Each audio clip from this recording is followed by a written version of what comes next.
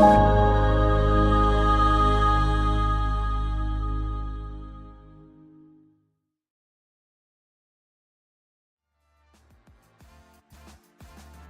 on season 3, we're coming back bigger and better. And Laria, it's up to you. What? And we can't wait to see you guys for season 3. This is just a wrap. We're gonna put up a poster.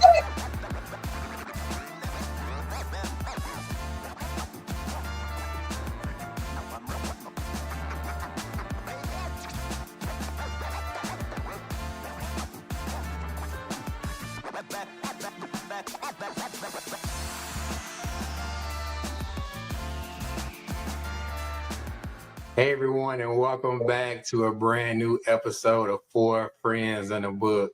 I'm Chris Colston, joined here with Isaiah Tukes, Kimberly Lake, and Laria Reed. So, of course, if you're new to the channel, Four Friends and a Book is our monthly podcast series where we have a discussion centered around a book we're reading here together. And so we meet here for the discussion, the review of that book, and talk about any topics that may or may not relate to it. And of course, at the end, we hit you guys with these rants. So somewhat of a book club, book review, mixed with just table talk amongst friends. So again, if you're new to the channel, please hit that like, subscribe, comment. We would love to hear from you guys. New and old, hit us up. Give us some book recommendations, any topics you want to hear from us. We would love to get that feedback from you guys. Anything you want to see new from us here on Four Friends in a Book, we would love to get that feedback. So hit us up, slide the DM, leave us a comment, whatever you want to do. Just give us a little input from you. So, all right, Four Friends in a Book podcast. We read books over here. Book for this month. It's a little interesting to read. We're in this kind of legal thriller, political thriller, fiction book. While Justice Sleeps by Stacey Abrams, centered around Avery King, who is a legal clerk for Supreme Court Justice Howard Wynn. Justice Wynn ends up in a coma, and so his clerk, Avery King, becomes his kind of legal guardian. And again, he's a Supreme Court justice. They're in the middle of a kind of a critical ruling that has to take place. It's just centered around him making a decision, but now he's in a coma. And so then the book just kind of takes off from that point, and it takes us all over the place. So let's get into it. Let's unpack it. Let's talk about it. Let's discuss it. Again, Stacey Abrams is the author. We're based out of here in Georgia. So for those that are here in Georgia, I'm pretty sure y'all are familiar with Stacey. I personally didn't know she was an author, but let's unpack this book. Let's talk about it. Let's get into the discussion about it. So, look, y'all already know my first question. I ask it every time. You should already know what it is. What was your overall thoughts about this book? Your overall impressions about this book? Like, how do you feel about it? What were your thoughts going into it and after you finished While Justice Sleeps by Stacey Abrams? And I'm gonna come to Miss Kimberly Lake on this. I'm gonna start off with you. What are your thoughts about this book? Okay, so I love thrillers, like movies. That's up my alley. And of course, I love fiction books.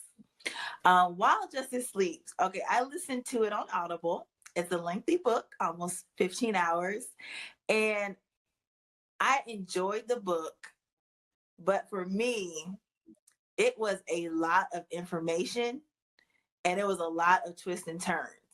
So it was kind of hard for me listening to follow along because it was just like this person, India, it was just, everything was just getting uncovered. It's like one of those nonstop uncovering kind of books.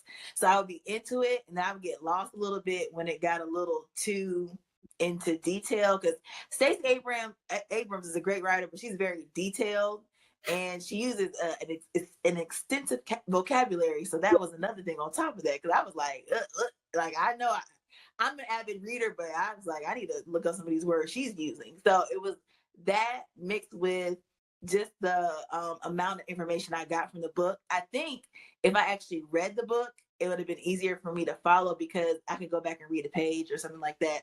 But overall, I did enjoy the book. If you like thrillers, it's kind of like Scandal on steroids to me.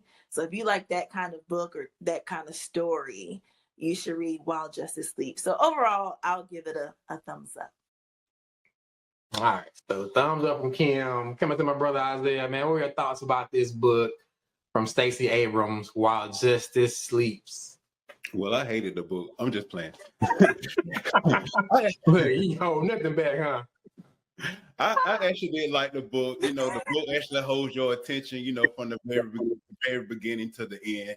And like Kim said, I had to go back and reread some chapters because I actually read the book because I missed a lot of the clues in the later part of the book. Like, she was really detailed. It was like a lot of twists and turns, and it was a good read, but it was just hard to follow along because there's just so much happening within that book. And unlike many books that I have read, this one just throws you right into overdrive as soon as you actually start reading it. It's no slow build up at all. And it really wasn't like any unnecessary character development. She just goes right in. Stacey Abrams just throws you into this corrupt political world, and you feel immersed in all this complex action and these character responses. And although I did not know what to expect when I purchased this book, but after reading like the first few chapters, I actually did kind of like the book, and I got kind of thrilled about going to the next chapter. And for me, even if I really didn't want Stacey, I know Stacey Abrams, she's running for, governor for Georgia, but if she wasn't running for governor, I would be itching, to actually read this novel. That's how really good it was to me. Okay, good. So another thumbs up, thumbs down. What do you get? All right. All right. Coming to Laria Reed on this one. What are your thoughts about this book? Well, first of all, I feel ignorant because I didn't know Stacey Abrams had written books. I was so into her political career and reading who is this woman and what does she represent? And as a Georgia voter, trying to find out more about her. This was from the previous election. I had no clue. And I'm like, what? So when we said we were going to read the book, the first thing I thought was maybe this is a memoir or something like that. But I didn't realize it was a fiction book. And I started reading, I was 2-3 sentences in, and I was like, oh, wait a minute, this is a book for real. This is a real book. But she's a lawyer, so it was very thorough. Yes. She was very detailed, which you have to think about authors and how we are and how we communicate. And I believe she communicated in this book the way she actually speaks. And she's brilliant, she's smart, she's intelligent, but she still made it plain enough to where you could follow it and still be, thrown around. And the whole time I'm reading, I'm thinking, okay, so who is this person? I'm trying to think okay, was this based off of somebody we may have known, or did this happen somewhere along? Is it mixed kind of in with some realistic things that have happened? So it really piqued my interest. I enjoyed the book. I think she's an awesome writer. And she's got a gold star for me because I had no clue that she was so gifted and a creator like that. So, yeah. Yeah, that's good. Look, you kind of expressing my sentiments as well. I had no clue that Stacey Abrams was an author. Actually, now when I looked her up, she's written several books under a pen name, Selena Montgomery. So she's not new to this. She's done it for a while. Of course, we're based out of Georgia here, so we know Stacey Abrams, as Isaiah mentioned, from her governor's candidacy in 2018. She's now running again in 2022 for the governor election. So I primarily knew about Stacey from that perspective. But as you guys mentioned, the book is very detailed. I kind of nerded out, man. Your boy kind of techie, so I was up here taking notes. I was like, okay. This character did this. So I was kind of nerding out with all the details. Kim kind of mentioned it. So if you guys love Scandal, How to Get Away with Murder, House of Cards, this is right up the alley. She got to be related to Shonda Rhimes or something, because she was writing almost to that same level of detail. This murder mystery, twists and turns. I mean, people getting killed. Had a little romance involved as well. There was a lot going on, but I really enjoyed the book. I listened on Audible as well. So it was kind of lengthy, but it was very detailed. And it's kind of really laid the foundation for everything that was kind of needed for this book to kind of come together. I like the fact that she used a lot of accurate and like real world scenarios. Like to a certain degree, I can see a lot of this stuff happening in real life. And I was really just kind of shocked and surprised that, again, Stacey Abrams, I knew as a candidate for governor, was writing this book, and it was very well written, and just a good read. So I was impressed. I enjoyed it. I usually don't like fiction books, but this was a good one. Kind of reminds me of like a John Grisham novel or something along those lines as well. So good read from my perspective as well. And so kind of going to my next question. So we kind of talked about it here. You know, we know Stacey from her kind of political career. Again, we're out of Georgia, so we all know her as far as, you know, the race for governor, you know, being a city attorney in Georgia and Atlanta. So we know about her, you know, entrepreneurship and those things. But even speaking from that perspective and her now being an author, do you guys think that her kind of political experience or her activities within governance has kind of shaped her, I guess, her perspective even in writing this book? Or like, do you think that has had any influence on her writing as well? So Isaiah, what are your thoughts on that, man? So again, we know Stacey has been a politician, but also an author. Do you think that has had any, I guess, impact on her writing style, and in particular her writing this book while Justice sleeps? I think, as Kim stated earlier, like the verbiage that she actually used within the book, you can tell that she's a very thirst for knowledge and that legal mind. And when you actually read the book, you know, in my eyes, Stacey is brilliant and she's intelligent. And I have been following her political career, you know, since she did run for, you know, her gubernatorial race back in 2018. You know, even when she started even writing this book, I think the book was written in 2011. And Stacey couldn't even get this book published because publishers didn't believe that we could have such an egotistical president. That's interesting. You know, now fast forward up to 2019 and the ideal of a sixth Supreme Court justice dying in the clever hands of a law clerk, like you got to have some type of background in the legal perspective to even think about such like this. And I think it was like well written. I think, you know, with her background in the law, in the legal system, it did shape the course of this book. And I think that did, you know, she ultimately, you know, shape this book by, you know, her background in the Justice Department. Okay, good. Laria, what are your thoughts on that? So again, just her political career, do you think that has had an impact on her writing, and in particular writing this book as well? I believe that it had everything to do with it, because if you were to ask me to write anything about anything, I wouldn't know where to start. I mean, it literally showed everything behind the scenes, what happens. I wouldn't have known the jargon, how it goes behind the scenes, how to address certain things. I would have never even known that. So I know for a fact with the way she wrote and the way things are, that helped tremendously. That's why it was such a good read, I believe, because, you know, that's kind of like asking me to write something in an area that I love and that I'm very familiar with. It'll be easier for me to do it and to tell it from a realistic standpoint. Because as I was reading, I was thinking about Scandal and the whole Kerry Washington, because I was a big Scandal fan from start to finish. So I believe that it was kind of, you know, I feel like the writers of those shows have information about how those, you know, how it works behind the scenes in the White House. Same thing with her. She has behind the scenes information as a person who works in that area and as a lawyer, you know. So yeah, I believe it shaped everything. Okay, good.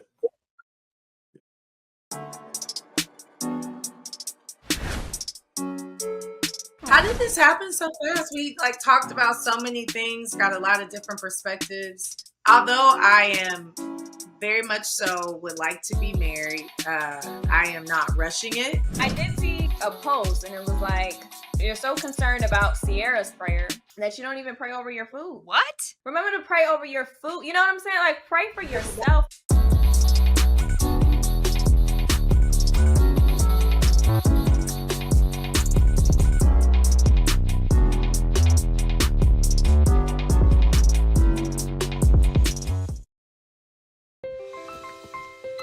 All right, let's try this. COVID has been a really long fight, and it's been especially tough on kids. It's been a rough transition for all of us. Right now, as a father, I want to give the best tools to protect my kids. So what can we do to get back to that sense of normalcy? Many parents are asking if it is worth it to get their kids vaccinated against COVID. The answer is absolutely yes. My own sons, who are 6 and 8 years old, had their COVID vaccine. It's an added layer of protection to keep kids from getting any type of severe illness or complications from a COVID infection. A lot of parents are also wondering if the vaccines are safe. Yes, it's safe and effective for children. Definitely safer than a COVID infection. Children get a smaller dosage than adults do. So if you have questions or concerns about the vaccine, that's okay. We're here to help. We have the tools we need to protect kids and help them stay healthy and all get through this together.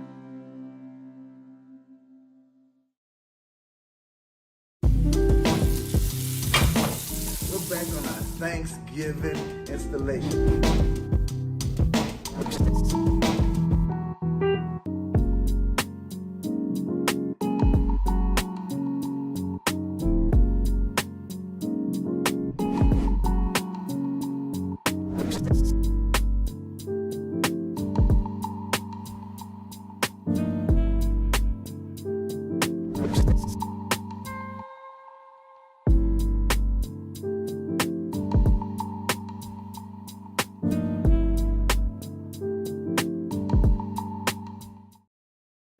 Ken, what are your thoughts on this topic? So, do you think Stacey Abrams' kind of political career and even having that perspective, has influence in her writing skills or writing ability? And like I said, especially with writing this book that really goes into very good detail as far as kind of our justice system here in the United States. Absolutely, because when I was reading it, like the quote that was coming to me is like art imitating life. I think this book is like that for Stacey. I remember bringing up Scandal again. I remember reading an interview with Shonda Rhimes, and she said people that actually worked in DC would come up to her and be like, how did you know it was really like you're pretty accurate about this happening. So I think with Stacey, it's the same thing. I have no doubt, as fantastical, I don't know if that's the word, but as fantastical as the story and the plot line is, and like how it's just crazy, I just don't believe that's far off from real life too. So I'm sure I wouldn't be surprised if her and her politician friends get together and talk and stuff, and she just be grabbing stuff from real life stories that she's heard. So I think it had everything to do with the book she wrote and what made it a really good read. Okay. Yeah, that's good. And I think you guys all bring up good points. I definitely think her career in in the legal side of things and also in politics has kind of influenced her writing. I like the fact that she used a lot of realistic perspectives. So even showcasing the fact or even kind of the oversight that, we have these Supreme Court justices that are appointed, and it's a lifetime appointment. But there is no coverage or oversight for if they are incapable of performing their duties. So she even referenced, the 25th Amendment that, it kind of outlines what happens in the event the president is unable to carry on these tasks, and kind of the process for taking account for that. But there aren't any, kind of laid out or amendments that really outline what happens for a Supreme Court justice. And, we've seen it even, in our time now, how important it is to have, Supreme Court justice and even the process of them being appointed, how critical that is. And so now to think about the fact that in the book, for example, Justice Wynn, he's in a coma. So what do we do? You have a Supreme Court justice. He's in a coma, but technically he's still alive. So can I appoint somebody else? Can I not? So just the fact that she brought out and kind of highlighted, that gap in coverage that even, today, if that were to be a real event, like there's no process, there's no plan in place to even account for that. So I thought it was great that she really brought a lot of reality, even though this was a fiction book, that she brought a lot of reality in her writing. Of course, it seems kind of far fetched, but it also seems very like plausible that these things could actually be happening, with just kind of the cover-ups and the scandals and just the things that are involved as far as the optics that are necessary within like government. So it was a lot. I'm pretty sure she done seen and heard like some firsthand accounts, and that probably all had impact on her writing this book. So yeah. All right, so I kind of mentioned it earlier, even like just in the reference to her. Like I said, I think of John Grisham, also a lawyer that's turned author and has written some great books that have also gone to film. So while reading this book, you kind of really like visualize and picture this being like brought to like a TV series. That we've mentioned Shonda Rhimes. Like I said, I think her and Stacey got to be like cousins or something because they like on the same page. So if this was turned to a series, like a TV adaptation or even a movie, again, the main character, Avery Keene, like who would you guys cast in that role? Like who would you want to see portraying Avery if this came to the big screen or even, as far as a TV series? Maria, what are your thoughts on that? Well, I was thinking it's supposed to be somebody younger, but I think she could pull it off. Just in my head, I think look, my friend's in my head. So I really think one of the twins, Tia Mowry, I think she would do really good in that role. Because she's a really good actress and she can play a lot of different roles. Her sister Tamara, she's really my favorite, but she's like more of a softer role. But Tia could be like, hammer down, and she could kind of back up a little bit. But I think she would be really good for that role. That's my person. Okay. So yeah, even for me, I was kind of thinking about this question. So again, Avery was the main character, one of the main characters throughout the book. I mean, brilliant mind as well. Like I said, she's a lawyer and a clerk for the Supreme Court Justice. Again, kind of starting her career off. So when I was thinking about it, I was like, who would really kind of fit that role or could kind of really bring that to screen? So I was thinking about like Yara Shahidi, I think her name. I thought she might be a good fit for that. I can kind of see her taking on that role. I kind of thought about like Zendaya or something, like she possibly, as well, but just Avery was a critical piece and component and just a brilliant mind as well, as far as even putting this puzzle together of this mystery, this murder mystery, and doing all this stuff. So I was thinking about those two possibly being like the kind of star lead roles that are actresses that could kind of take on that. So, Kim, what are your thoughts on that? So if it came to the big screen, who would you like to see playing the role of Avery Keene? As a film director, I thought about all this, but actually my pick, it would be Zendaya because I feel like she fit the description and I think she has the range to play that. If you see like Euphoria and all that stuff, you see how she be acting. So I think she has the range to play this kind of character. So she's like the first person I thought about. If I were to cast it, I would put her as Avery. Okay. So look, we on the same page on that one. Isaiah, what are your thoughts, man? My thoughts from, just, reading on Avery within the book, you did say she was a main character, how she portrayed herself was she was strong yet vulnerable, within the book. So I would cast actually Keke Palmer as Avery, and when I thought about, the work of Keke Palmer, she has like very diverse body of work and she can definitely portray her, but, from her being on Broadway and, from her childhood, even basically her episodes of growing up from Disney. So I just thought about all the work that she's did, and that what connected me to her of playing the role of Avery. Okay, good. So look, in the last episode, I was talking about my girl Halle Berry, and she don't quite fit, but maybe in her younger years, she might. What can I say, man? I still support her.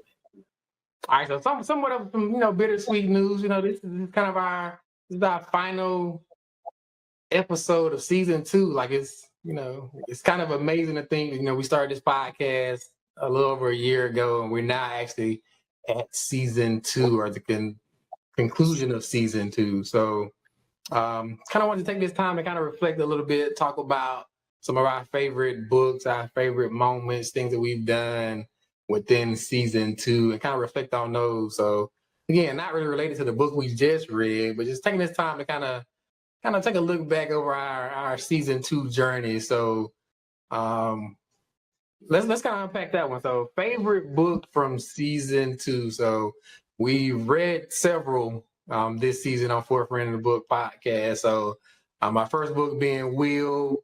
We also read Dick and King Kong by Jane McBride. The Conversation by Hill Harper, How the Word Is Passed by Clint Smith, Black Cake. Who was the author on Black Cake? I forgot. Charmaine Wilkerson. Yes, Charmaine Wilkerson. Yeah, Charmaine Wilkerson, Black Cake, The Heads of Colored People, and also Their Eyes Were Watching God. So, and of course, we just finished this book up here, While Justice Sleeps. So, favorite book of season 2. Kim, what was your favorite book from season 2? I had a hard time trying to pick really because I feel like we had some really good picks, Black Cake, my island heritage and conversation on relationships and all that stuff. But I think I gotta give it to Big Will, because I think that was a really great book. I think I really got it's a memoir, but I feel like I got a really good picture of like the real Will. And, even when all the scandal stuff happened, I was like, ooh, I probably know why, because he talked about it in the book. So all that kind of stuff. So I just think Will was a great book. The Audible book was awesome. I think everybody that does Audible books, they should listen to Will and replicate it, because it was really interesting and fun. So it was hard, but I picked Will as my favorite book of the season. Okay. So we got one vote for Will. Isaiah, what are your thoughts on that? It's a favorite book from this season 2 that we've covered here on Four Friends in a Book. You already know what my favorite book was. I'm biased. It's Will. That's my favorite book from this actual season. I just know that Will, his memoir was a great memoir. One of the best memoirs that I actually read. And that says a lot because I read a lot of memoirs. And, with Will, he poured a lot of heart and soul into his book, digging up deep, sharing his experiences, his wisdom, and, some of his personal truth. And you just get like a rare insight to his life and to his family as well, too, and his vulnerability as well as his bravery, of being that individual person. And a lot of things actually made sense once you actually read his memoir, how he actually went through his career and why he did the things that he did based on how he actually grew up in his childhood. Even with Will, the reason why I, inspired to him, because he just inspires you to actually be a better person, for me. And this book actually had a lot of, stories and a lot of lessons, especially with the first one with laying those bricks with him and his brother. And that was why I actually gravitated. And that was actually a good read for me. That's why that's one of the best, books that I actually read. And that's my favorite, book that we did read this season. Okay. All right, so look, two votes for Will by Will Smith. All right. So, Rhea, you gonna keep it going? What was your favorite book from season 2? Look, I got a tie, but it's for different reasons. Like I'm like 2 of our books that we read, and one, Lord, now I forgot when no one. What's the book name? Lord, Zordale heard. Oh my God! The Watching God. God. I don't know what just happened to my brain, but it just left me.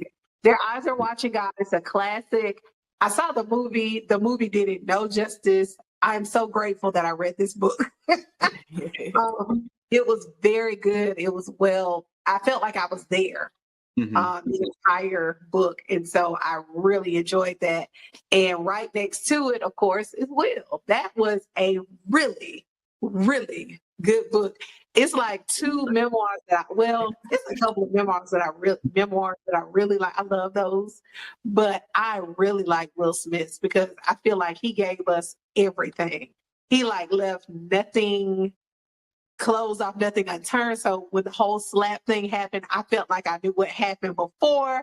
I felt like I was there. I felt like I wanted to go on stage and pull him back and be like, we're not going to do this. You don't have to do this, Will, because you can't protect everybody. He went back to being that little boy trying to protect his mom. Like I felt like and I still have empathy for him because I read his book not read it, but I listened to it on Audible, which was amazing. But I think everybody should read that book, and it inspires you to want to do whatever it is your path is, your purpose, your passion, to go full-fledged. I mean, he may be a little radical with it, but it just shows why he's so successful at what he does. He's amazing now. I mean, you can say what you want to say, and he has made mistakes just like other people. His was very public, but I really feel that book was a good book. I mean, that was a good one. Today, we're talking about caregiving and self-care. My heart goes out to caregivers. When she was caregiving for her mom, she didn't take care of herself. And unfortunately, a year after I met her, she died because she didn't have the same type of care that she provided her mom and that she showed me how to provide to my father. You have to take care of yourself. I heard someone say that caring for someone who once cared for you is one of the highest honors you can give. I love that. I think about my parents and they raised me, like you said, and now we help them.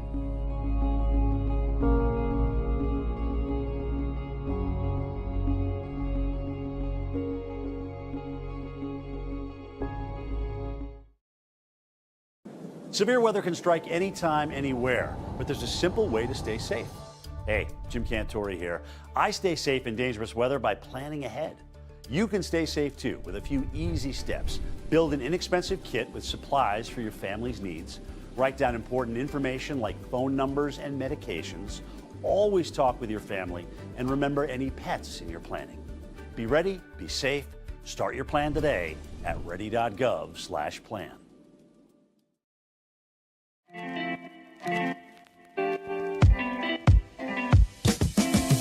Welcome back to another edition of Cooking with Flavor KL. Today, we're going to make a blueberry delight. So we're going to have a pecan and graham cracker crust, bottom of pie crust. We're going to have some Cool Whip and cream cheese filling, and then we'll have that blueberry pie filling on the top.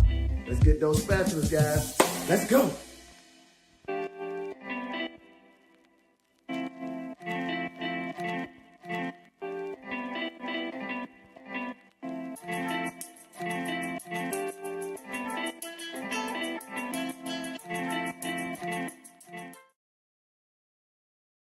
That's good. That's good. Oh, Big Willie, Will Smith, huh? Oh man, I thought about this as well. Your boy love history, but I guess I gotta give it to Will Smith as well. Like, and we didn't talk about it. So y'all, those that are watching right now, y'all might think this is scripted. Like, not at all. We didn't talk about this before or anything. But yeah, the Will Smith memoir was very good. I mean, that was our season opener for season 2.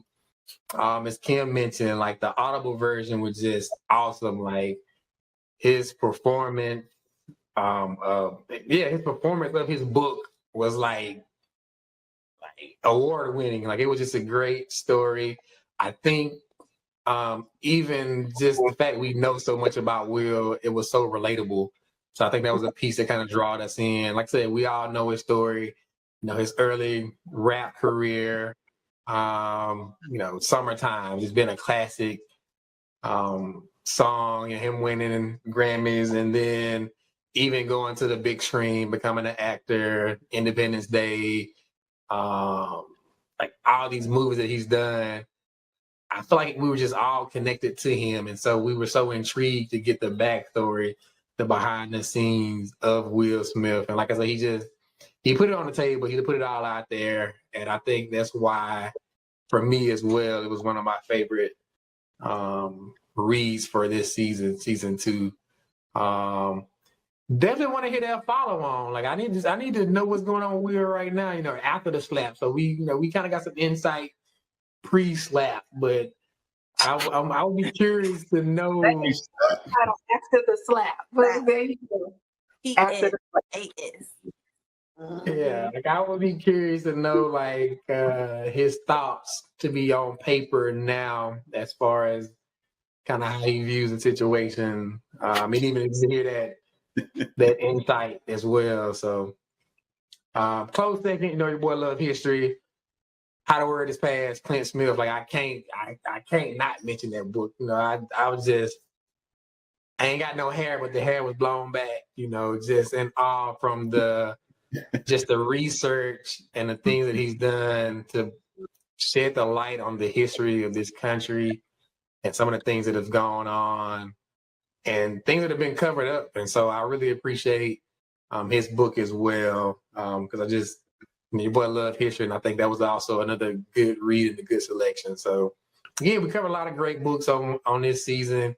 If you guys haven't already, please go back, check out those episodes. And even if you haven't read those books, go back and pick them up as well and just kind of catch up on some good reading. Like I said, we had a great list of books for season 2. So I think you guys could probably find something that you really appreciate throughout this season that we've kind of, on this journey we've taken with reading these different books. What are you guys excited about as far as what may be coming, like for next season? Like, what are your thoughts? What are your expectations? Any new ideas you're willing to share for next season? I'm gonna start on this one. I'm looking forward. And I want us to be able to get beyond these 4 little boxes right here. I don't know if we're going to be able to pull it off, but I think that'd be dope for us to kind of get into a space where we can all kind of record together and just have this more interaction. So I'm kind of excited about that. I'm also excited about just the variety of books that we're reading, even how it's forcing me outside of my own comfort zone. Like, so again, I love history books, but maybe in this book we read for this month, was a great read that I probably would have never have read on my own. So our reading list is forcing me to kind of step out of my comfort zone and read and kind of expand beyond things I would normally pick up. So I'm really excited about that as well, just the books to come, and also us potentially being able to kind of move from these little boxes right here and get in some space or whatever. Isaiah, I'm coming to you, brother. What are your thoughts on that? So season 3, what are you excited about coming up next? Well, I'm excited about, first I want to start where we are at this moment. When I actually even think about this show, like we are 2 seasons in from just an idea that we actually had.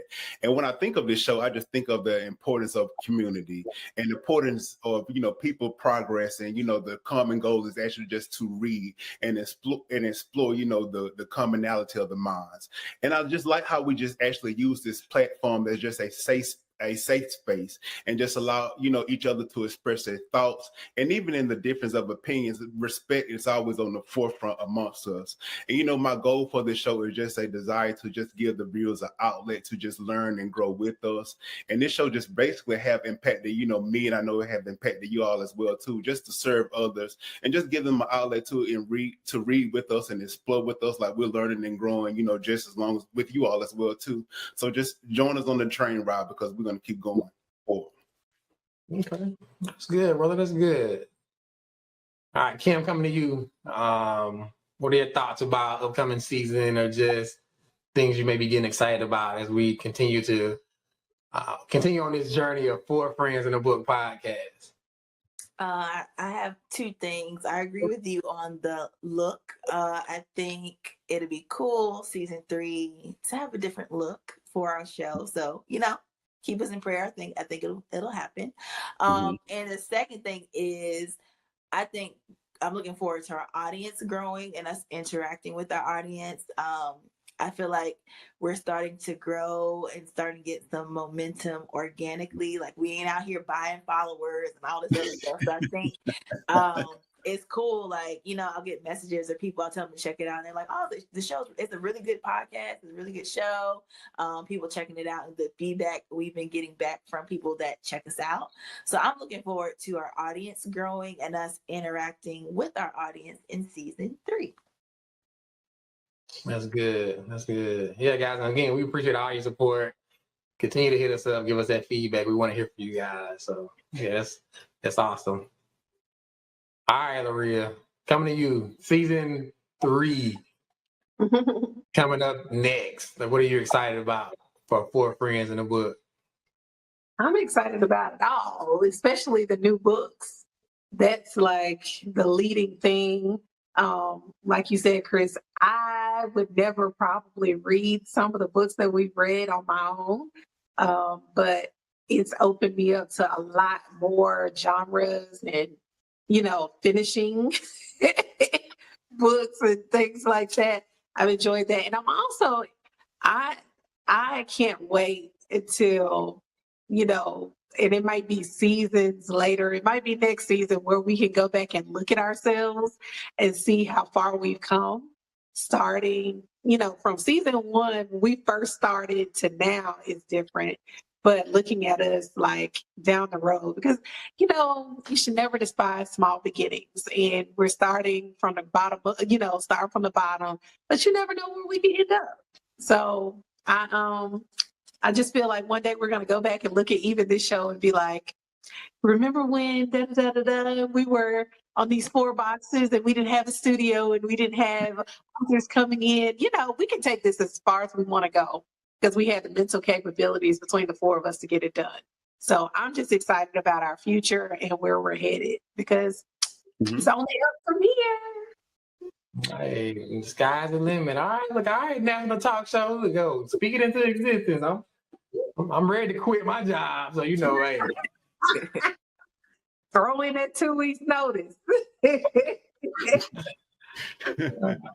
That's good. That's good. And again, guys, we just appreciate you guys for rocking with us on this journey. Like I said, we started this podcast a little over a year ago, and it's just amazing to think that we're even in season 2 and how far we've come. So, yeah. All right. So look, we end this season, but we got to end on our normal note. We can't skip this. We got to hit you with it. You know what time it is. Our favorite episode, or our favorite segment of our show, which we call The Rant. 60 seconds, uninterrupted. We don't debate. No long, drawn-out discussion. Just speaking from the heart, whatever's on your mind, from the rant man himself, Mr. Isaiah Tukes. He killed these rants every episode. Again, we never know what we're getting. But my brother, do what you do. 60 seconds, starting now. Go. Former President Donald Trump's home was executed search warrant by the FBI. And the GOP has actually took this as a whirlwind spectacular. First, I want to say, can we start with no former president has ever been subject to a raid of their residence? One, it wasn't a raid. It was an executed search warrant. Two, the FBI never had a reason to execute a search warrant for a former president's home. Trump and his camp has been dangerous since 2016, yet it took 2 impeachments and insurrection for social media to even remove him. And we constantly have people clamoring about free speech and rights of people who have been endangering other people and trying to strip them of their rights altogether. And I just wish y'all would just stop hearing their mess, antics, and pretending like that this is actually non-existent in these arguments. And they act like Trump should get away with what he has orchestrated and encouraged, not because it wasn't illegal, but because they feel that they can do whatever they want without any repercussions. This is a perfect example of a toxic racist privilege. And that is that on that. Even thinking about the book we just read, and even the stuff that was going on with the president in the book. So we are or have had a president that is at this state. So good rant, brother. And again, we appreciate you shedding the light and just giving us this information. All right. So again, we're wrapping up season 2. Don't fret. We will be back. Taking a little break for ourselves. Take a little time to kind of just regroup, kind of plot and scheme for season 3. And again, if you guys have recommendations, definitely hit us up. Give us that feedback. We want to hear from you guys. But Isaiah, give them a little insight. Give them a little something about how they can keep up with us in the meantime. Well, first, guys, before we let you go, I just want to thank you so much, and we all do want to thank you so much for just joining us with season 2. As Chris said earlier, just let us know what you're actually reading. We want to be engaged as well, too. Just give us some new book ideas. What you think that we should talk about on this show. We love to know your thoughts of what you're actually reading as well, too. And just join us on the ride, because season 3, when we come back, we're coming at bigger, better, and stronger. Yeah, we want you guys to check us out. If you missed any of our episodes, please go back, watch our various books that we've gone through. I promise it'll hold you over until we get back to season 3. And make sure to like us on Facebook, follow us on Instagram. And you guys, we have reached our goal of 100 subscribers. So thank you all for subscribing. Continue to share our content. Like us when you're on YouTube. Comment. Helps us with that algorithm and other people get exposed to us. As always, guys, we thank you for your support, and let's continue to read, let's learn, let's grow. Let's have a discussion here on 4 Friends in a Book. Thank you.